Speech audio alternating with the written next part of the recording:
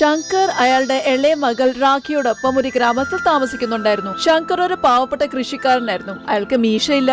ശങ്കറിന്റെ അയൽക്കാരൻ മഹിപാൽ ഒരു കൃഷിക്കാരനായിരുന്നു. പക്ഷെ അയാളുടെ കയ്യില് കൂടുതൽ ഭൂമിയുണ്ട്. അതുകൊണ്ട് കൂലിക്കാരുണ്ടായിരുന്നു. മഹിപാലിനും ഒരു മകൾ ഉണ്ടായിരുന്നു. മോളുടെ പേര് രചന എന്നാണ്. പക്ഷെ രചനയ്ക്കാണെങ്കിൽ അഹങ്കാരമായിരുന്നു. രാഖി സ്കൂളിൽ പോകുമ്പം വഴി വെച്ച് രചനയും സ്കൂളിലേക്ക് പോകുന്നത് അവള് കണ്ടു. ഓഹോ, ഈ പാവങ്ങൾ എവിടുന്നാണാവോ നേരെ എന്റെ മുമ്പിൽ ചെന്നാണല്ലോ പെടുന്നത്. ഇവരെ കണ്ട എന്റെ ദിവസം പോയത് തന്നെ. നിനക്ക് വേറെ വഴി കൂടെ വരാമല്ലോ. ഞാൻ എന്തിനാ വേറെ വഴി കൂടെ വരുന്നത്? എന്റെ അച്ഛൻ ഈ ഗ്രാമത്തിലെ ഏറ്റവും വലിയ കൃഷിക്കാരനാ. എല്ലാവർക്കും അദ്ദേഹത്തിന് ബഹുമാനാ. പിന്നെ നിന്റെ അച്ഛനാണെങ്കിൽ മീശ പോലും ഇല്ലല്ലോ. അദ്ദേഹത്തിനോട് ആരും സംസാരിക്കാറുമില്ല. എല്ലാവരും ഓടിച്ചു വിടാറാണ് പതിവ്. ഈ അപമാനം കാരണം രാഖിക്ക് ഒരുപാട് വിഷമമുണ്ടായി. അതുകൊണ്ട് അവള് സ്കൂളിൽ പോയില്ല. അവിടുന്ന് നേരെ അവള് വീട്ടിലേക്ക് വന്നു. വീട്ടില് ശങ്കർ ആഹാരമുണ്ടാക്കുന്നു. പിന്നെ പാടത്ത് പോകാനുള്ള ഒരുക്കങ്ങൾ തുടങ്ങി. എന്തായിരിക്കും എന്റെ പൊന്നുമോക്ക് പറ്റിയത്?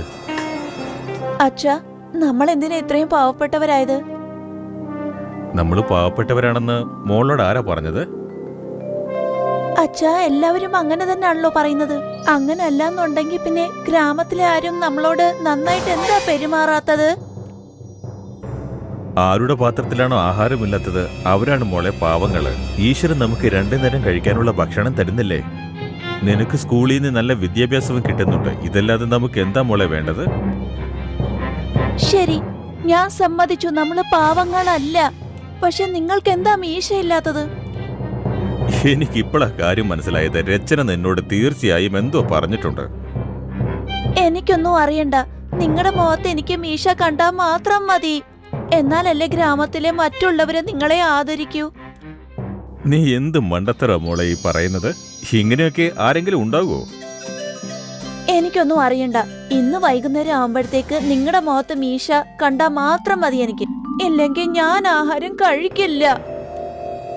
അല്ല, അതെങ്ങനെ സംഭവിക്കും മോളെ? ശങ്കറിന് ഒരുപാട് വിഷമമായി.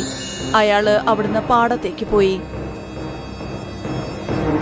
മകള് പറയുന്നത് കേട്ട് ഇന്ന് ശങ്കറിന് പണിയെടുക്കാനുള്ള മനസ്സൊന്നും തോന്നുന്നില്ല.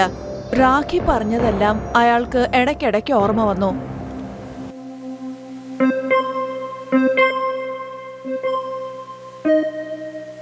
അതുകൊണ്ട് അയാള് ഒരു മരത്തിന്റെ അടിയിൽ ചെന്ന് ഇരുന്നു.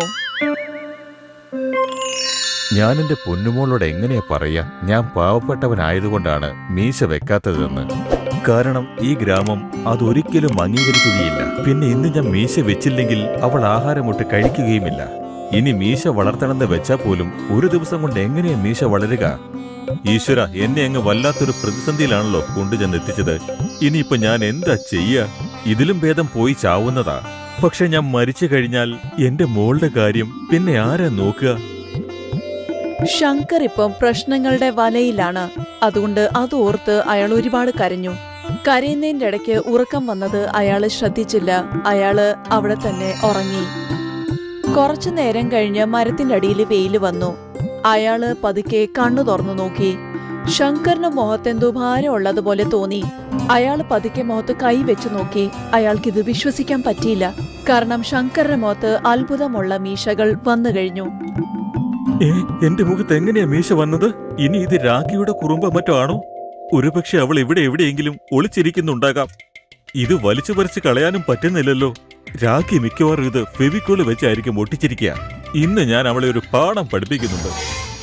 ശങ്കർ അയാളുടെ മീശ വലിച്ചു നോക്കി.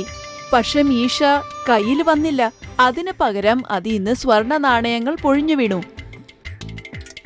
എന്താ ഇത്? ഇത് അത്ഭുതമായിരിക്കുന്നല്ലോ. എന്റെ ഈശ്വര, ഞാനിപ്പോ വലിയ പണക്കാരനായി. പക്ഷെ ഇതെങ്ങനെയായിരിക്കും സംഭവിച്ചിട്ടുണ്ടാവുക? എനിക്കിതെന്താ സംഭവിച്ചത് ഒന്നും മനസ്സിലാവുന്നില്ലല്ലോ. അപ്പോഴാണ് ആ മരത്തിൽ ഒരു ദേവി പ്രത്യക്ഷപ്പെട്ടത്. ശിഷ്യ, ഞാൻ പണത്തിന്റെ ദേവിയാണ്. ഈ മീശകൾക്ക് അത്ഭുതമുണ്ട്. ഇനി നിനക്കും വ്യാജ പണക്കാരോട് എതിർത്ത് നിൽക്കാനുള്ള ശക്തി കാണും. നീ പറഞ്ഞു കൊടുക്കണം. മീശ വെച്ചാലും ഇല്ലെങ്കിലും അത് പണവുമായിട്ട് ബന്ധമില്ല. അത് ഓരോരുത്തരുടെ ആഗ്രഹമാണ്. നിനക്ക് നിന്റെ മീശന്ന് എന്നും 100 സ്വർണ്ണ നാണയങ്ങൾ എടുക്കാൻ കഴിയും. നിങ്ങൾ നിങ്ങളുടെ മീശയെ ചെറുതായിട്ടൊന്ന് വലിച്ചാ മതി. സ്വർണ്ണ നാണയങ്ങൾ പൊഴിഞ്ഞ് താഴെ വീഴും. പണത്തിന്റെ ദേവി അവിടുന്ന് മാഞ്ഞുപോയി.